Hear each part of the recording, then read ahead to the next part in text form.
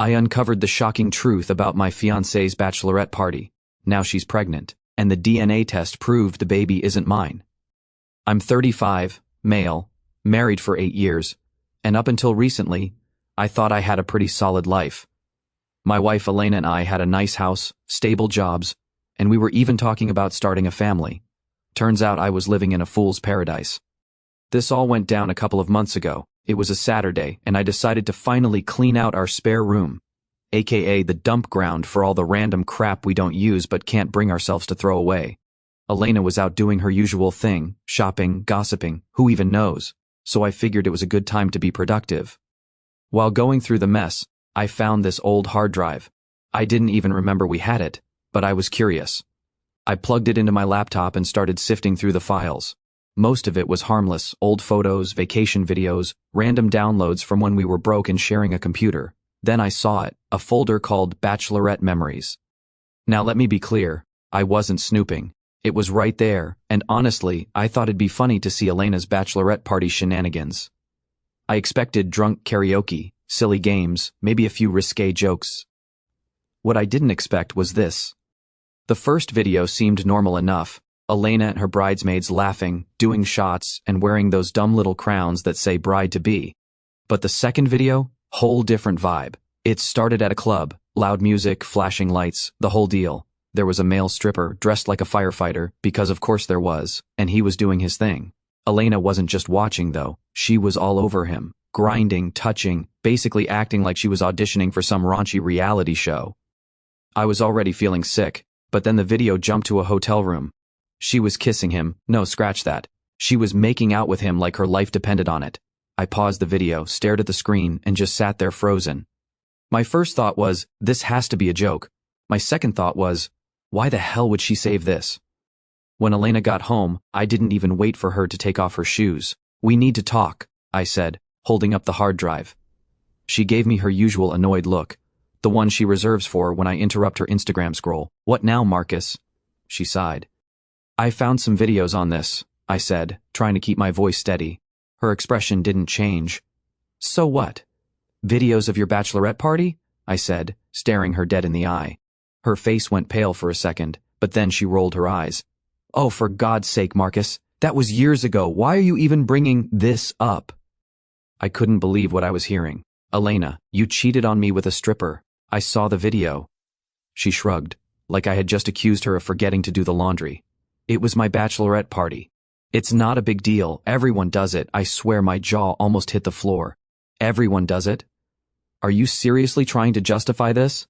She crossed her arms and gave me that condescending look she's mastered. You're overreacting. It's not like I had an affair. It was a one-night thing. I was drunk, and it was before we were even married. Let it go. Let it go? I repeated, my voice rising. You kept this from me for 8 years, and you're telling me to let it go? She rolled her eyes again, like I was being the unreasonable one. Marcus, it's not like I slept with the guy. It was just some fun. I didn't tell you because I knew you'd blow it out of proportion, and look, you're proving me right. I couldn't believe her audacity. Not only was she unapologetic, but she was acting like I was the villain here. I trusted you, I said, my voice shaking, and you betrayed me. This isn't just some little mistake, Elena. You lied to me for years. That's when she hit me with the classic Elena move, turning the tables. Oh, grow up, Marcus, you're acting like a child. It's been 8 years, and we've had a great life. Are you seriously going to throw that all away because of something stupid I did before we even said I do? I couldn't even look at her. I grabbed my keys and walked out. I didn't know where I was going. I just needed to get away from her. I ended up at a park, sitting on a bench like some kind of movie cliché. I kept replaying her words in my head. It's not a big deal. Everyone does it. Let it go. Was I crazy for feeling this way? Was I really overreacting? No, I decided. I wasn't. Cheating is cheating, and the fact that she didn't even feel sorry for it made it 10 times worse. When I got home, she was sitting on the couch, scrolling through her phone like nothing had happened. Are you done with your little tantrum? She asked, not even looking up. I didn't answer. I just went to the bedroom and closed the door. That night, I slept on the couch. Since then, I haven't been able to look at her the same way. Every time she smiles, every time she touches me, all I can think about is that video and the way she acted like it was nothing. I don't know what's going to happen next, But one thing is for sure, I'm not the same guy who sat there laughing at old TikTok videos a few hours before my entire world came crashing down. Alright, so, after finding out about Elena's little bachelorette fun, I was a wreck. Half of me wanted to just end it right there and move on with my life, but the other half, probably the part that had been married to her for 8 years, thought maybe we could fix this. So like an idiot, I agreed to try marriage counseling. Elena suggested it, which I thought might be a sign she was actually remorseful and wanted to put in the effort. Well, she wasn't. But at the time, I was desperate to salvage what we had. We started seeing Dr. Fields, this older therapist, who had this whole wise grandma vibe going on. She was calm and neutral, which is probably the only reason I didn't lose it during the sessions. I went in ready to lay it all out, hoping we'd get somewhere. The first session was a joke. Dr. Fields asked us to explain why we were there, and before I could even open my mouth, Elena jumped in. Well, she said with this fake little sigh, Marcus has been really distant and angry lately. He keeps bringing up something that happened years ago, before we were even married, and it's been hard to move forward. Excuse me? The audacity, she made it sound like I was losing my mind over nothing. When it was my turn, I didn't hold back. I told Dr. Fields exactly what I'd found, how Elena had hidden it for 8 years and how I felt like my trust in her was completely shattered. Elena didn't even look at me. She just sat there rolling her eyes like I was wasting her time. When Dr. Fields asked why she hadn't told me sooner, Elena shrugged and said, I didn't think it was a big deal. It was one night, and it didn't mean anything. Oh great, so my marriage fell apart because of something that didn't mean anything. Things didn't improve after that. Every session felt like a loop. I'd talk about my pain and how I couldn't trust her anymore, and Elena would roll her eyes or say something like, Marcus, you're blowing this way out of proportion. One time I tried to open up about how I felt like a fool for not realizing sooner. Instead of showing any sympathy, Elena laughed and said, well, maybe if you didn't go digging around on old hard drives, you wouldn't be so upset now. Seriously? That's what she said. And then there was her behavior outside of therapy. While I was agonizing over how to rebuild our relationship, Elena seemed completely unbothered. She'd come home late from work or dinner with friends, her excuses always vague and full of holes. At first I told myself I was just being paranoid. After all, I already didn't trust her. Maybe I was overthinking things. But then I started noticing patterns. She'd get all dressed up for these so-called dinners, like way more dressed up than she ever did when we went out. Heels, makeup, the works. And when I'd ask who she was meeting, she'd always give some vague answer like, oh, just the girls. The girls didn't even seem to exist half the time. I'd check her social media, and there wouldn't be a single photo or post about these outings. No tags, no check-ins, nothing. One night she came home late, like almost midnight. I was sitting on the couch waiting for her, and when she walked in, she looked startled. Oh, she said, freezing in the doorway. You're still up. Yeah, I said. Where were you? She hesitated for a second, then shrugged. Just out with Chelsea. We got carried away talking. Chelsea, her best friend, is the kind of person who posts every detail of her life on Instagram. If they'd been together, there would have been stories, posts, something. But when I checked, nothing. That's when the doubt started creeping in. Was she still cheating? Was she lying about these dinners and late nights at work? One night, I couldn't take it anymore. I asked her point blank if she was seeing someone else. Her response? A full-blown meltdown. How dare you, she yelled, tears streaming down her face. I've been trying so hard to make things right, and you have the nerve to accuse me of cheating? She stormed off to the bedroom, slamming the door behind her. But here's the thing. Her reaction didn't make me feel any better. If anything, it just made me more suspicious. The final straw came during one of our therapy sessions. Dr. Fields asked Elena if she felt like she was doing everything she could to rebuild trust. I think I'm doing more than enough, Elena said, crossing her arms. Marcus just doesn't want to move on. He's stuck in the past, and nothing I do is ever going to be enough for him. It was like a slap in the face. I'd been bending over backward to try and forgive her, to fix our marriage, and she had the nerve to act like I was the problem.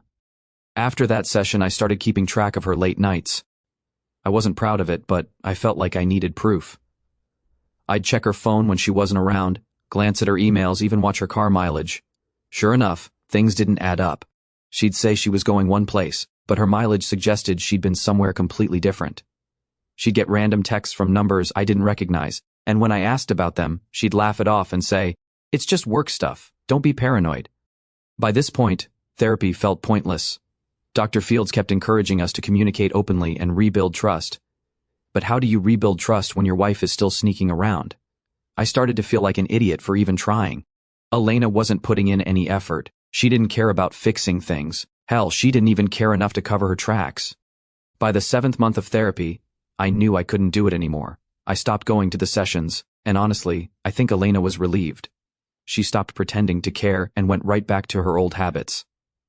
I started seriously considering divorce. Recently, it's not an easy decision, and I wrestled with it for weeks. 8 years of marriage isn't something you can just walk away from without feeling like you failed. But the more I thought about it, the more I realized I couldn't keep living like this. I deserved better than constant doubt, lies, and a wife who clearly didn't respect me or our marriage. What if I divorced my wife for that reason? I'm talking to Elena tonight about my decision. I'll keep you up with how things will go from now on. Update 1. Sorry for only updating now, but it's been crazy, and things didn't go as planned. It has taken me a while to get my thoughts together. I don't know what to do anymore. Okay, so it was a regular Tuesday night. I had just finished another awkward dinner where we barely spoke. Elena was on her phone, scrolling endlessly like she always does, while I was trying to figure out the right moment to bring up the divorce. All of a sudden, she put her phone down and said, "We need to talk." I froze. Usually those words meant another argument about how I wasn't letting go of the past. I sighed, bracing myself. What now? Instead of the usual rant, she reached into her bag and slid something across the table.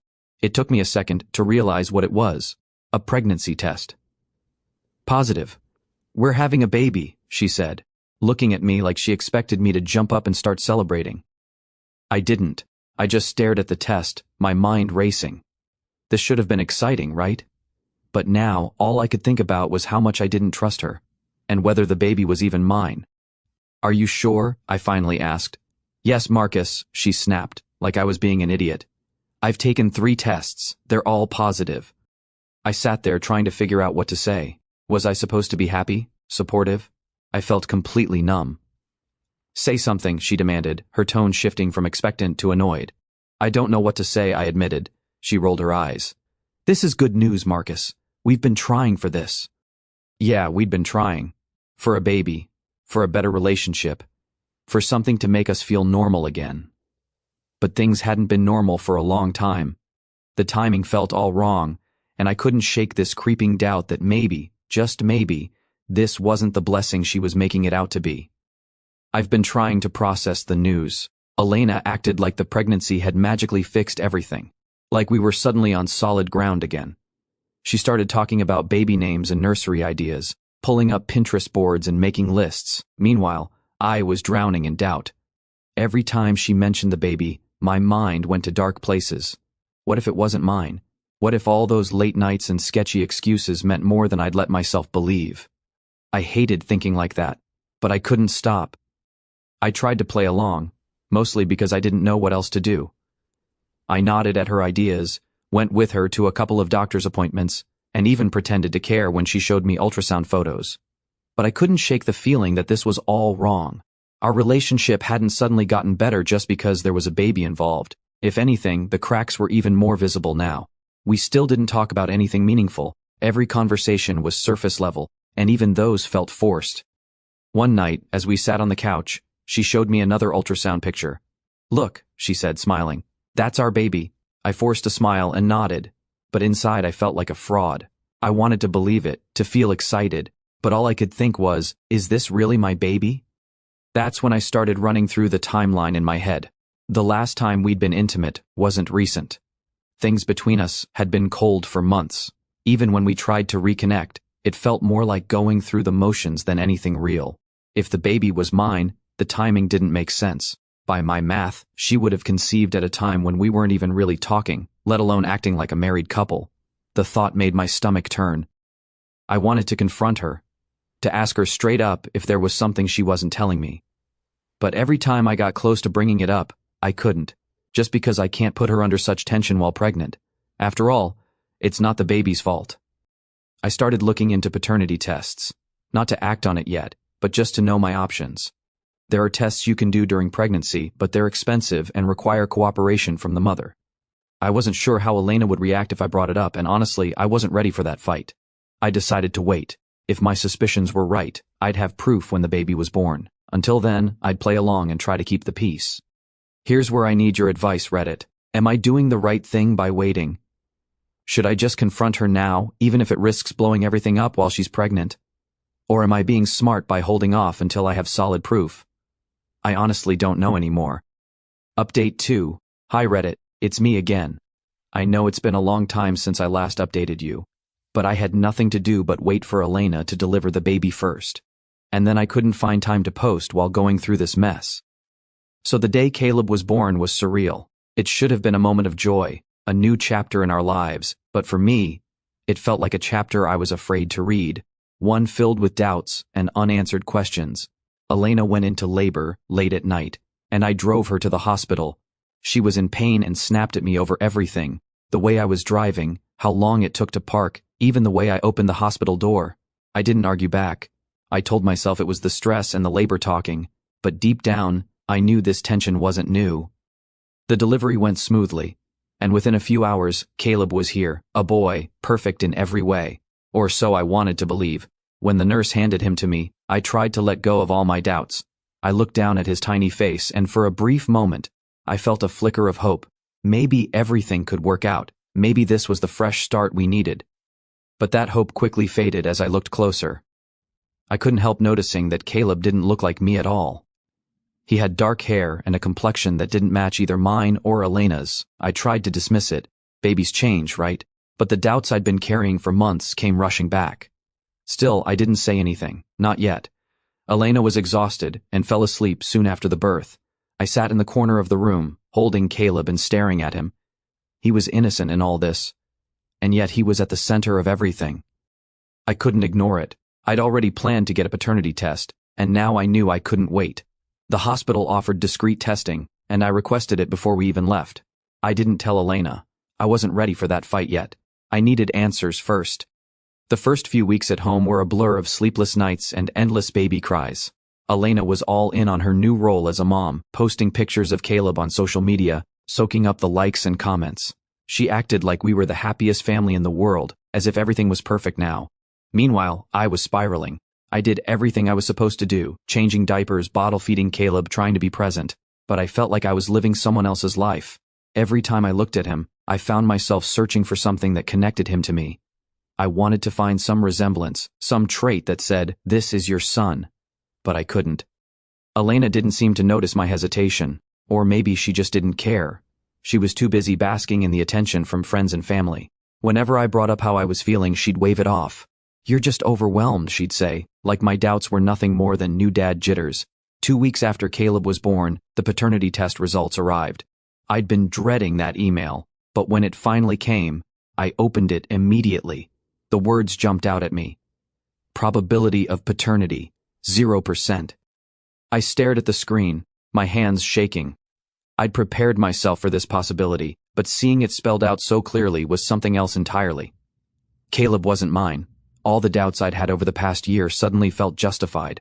The late nights, the vague excuses, the timing. It all made sense now. Elena had been lying to me from the moment she found out she was pregnant. I sat in my car, parked a block away from our house, trying to figure out what to do next. I thought about Caleb, about the moments we'd already shared, and it broke my heart. He wasn't to blame for any of this. He was just a baby caught in the middle of a mess he didn't create. But Elena, she had some explaining to do.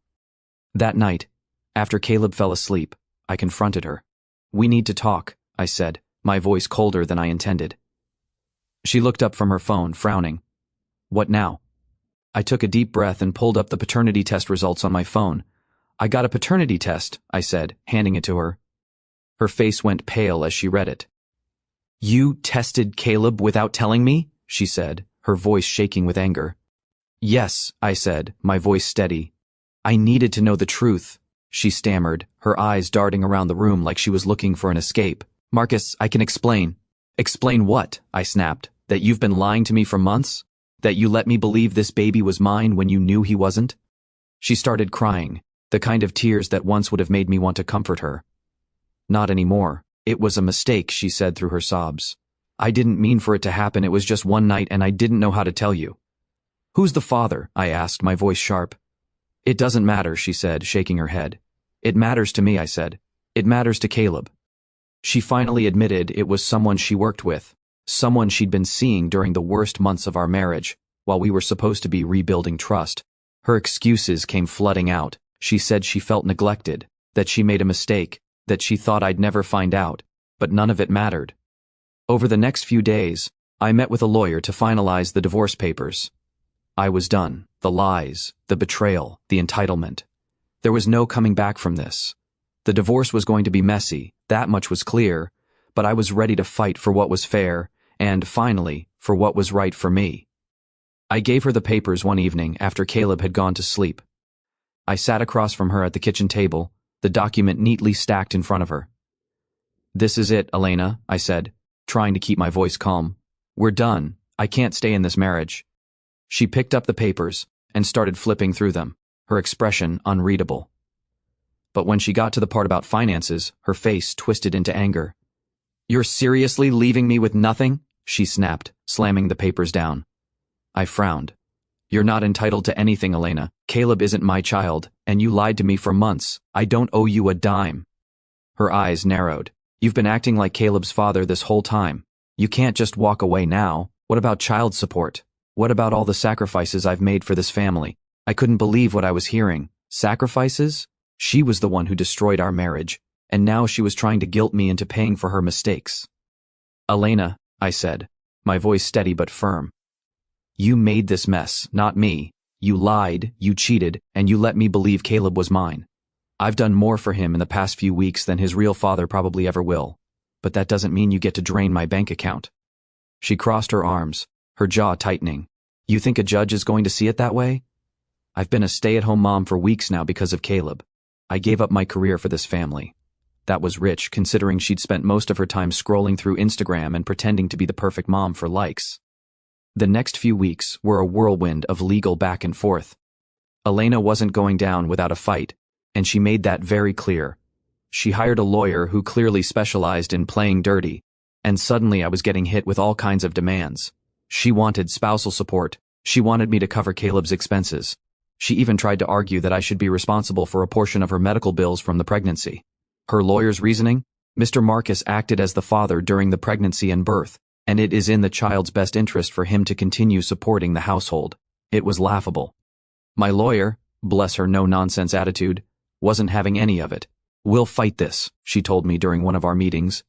"You've been deceived, and there's no legal basis for her claims." Still, the process was exhausting. Every time I thought we'd made progress, Elena found a new way to complicate things. She'd throw in last-minute demands, refuse to cooperate during negotiations, and even try to paint me as the bad guy for abandoning her and Caleb.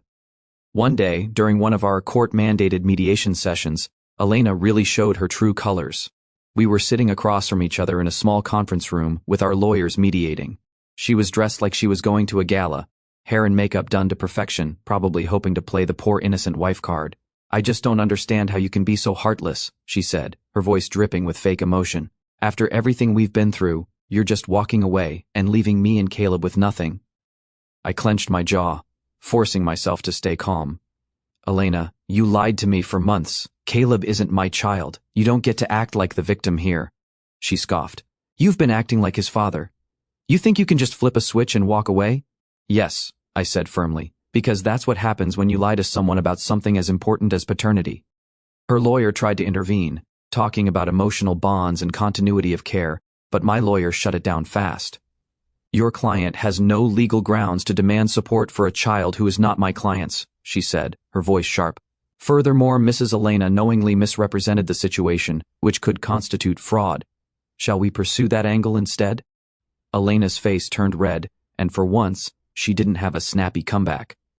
The turning point came when the court ordered her to disclose the identity of Caleb's biological father.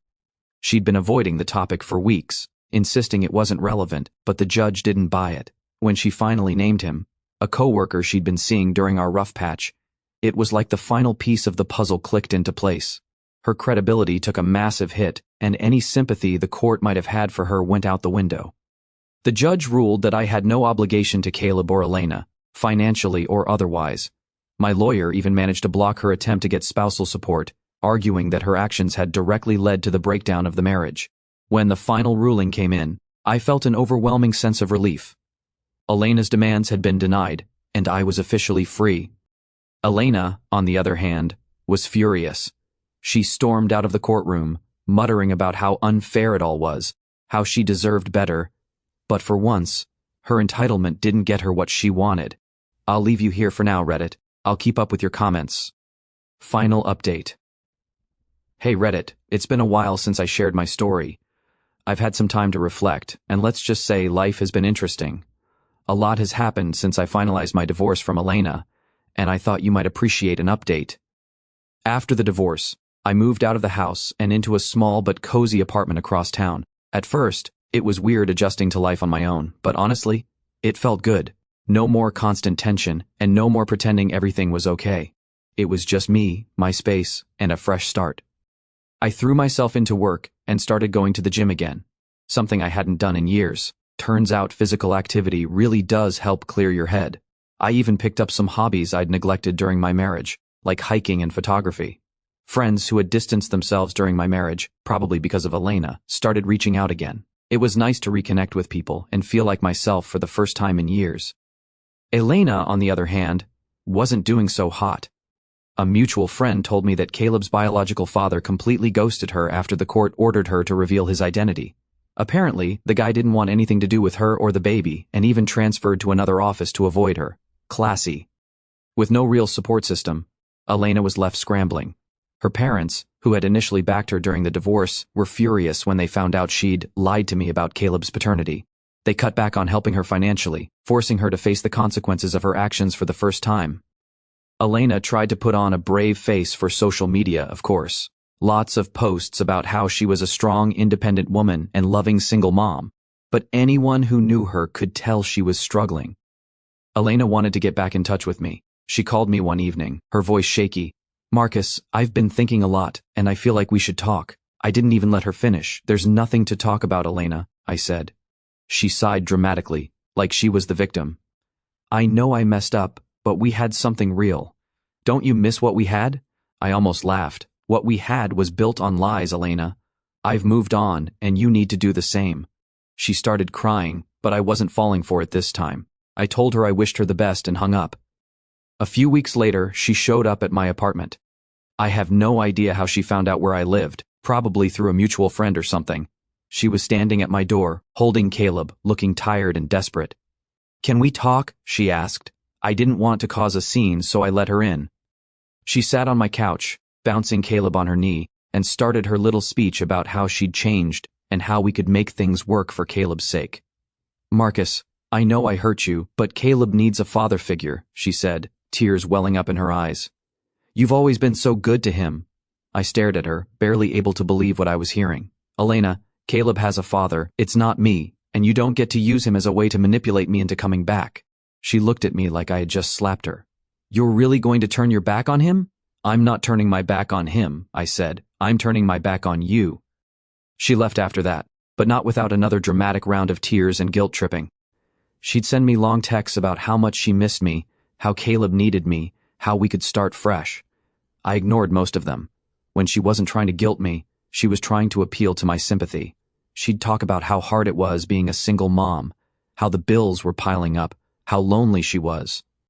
Part of me felt bad for her. Caleb didn't ask for any of this, after all. But I wasn't about to let her drag me back into her mess. I felt pity for her, honestly. She'd been so entitled during our marriage, so convinced that she could get away with anything, and now she was left with nothing but her regrets. Caleb, as much as I cared for him during those first few weeks, wasn't my responsibility. I hope Elena figures things out for his sake, but I'm done being her safety net. Looking back, I'm proud of myself for walking away. It wasn't easy, and there were moments when I doubted if I was doing the right thing, but now, seeing where I am and where Elena is, I know I made the right choice. And if Elena's downfall taught me anything, it's that you can't let someone else's lies and manipulation define your life. Oh, yeah, Reddit. Things are looking up for me. As for Elena, well, she's still trying to figure out how to clean up the mess she made. I wish her luck, she's going to need it.